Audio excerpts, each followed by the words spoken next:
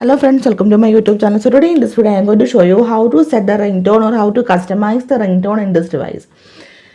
So this is very simple. To set up the ringtone, for this go to settings, scroll down, tap on settings, then here you can see the option sound and vibration. Tap on this one. So scroll down, tap on ringtone.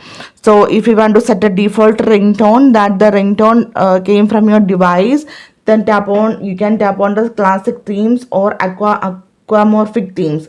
If you tap on the classic themes, now the ringtone is this one. Then from here you can select any ringtone. Okay, so if you want to set a aquamorphic theme, tap on this one, and from here you can select any ringtone.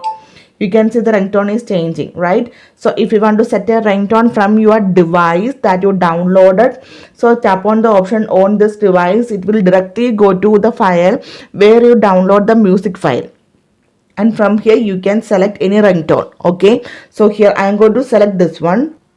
So here you can see the ringtone is changed. So simply in this way you can set or change a ringtone or customize the ringtone in this device. Thank you for watching. Thank you. Bye bye.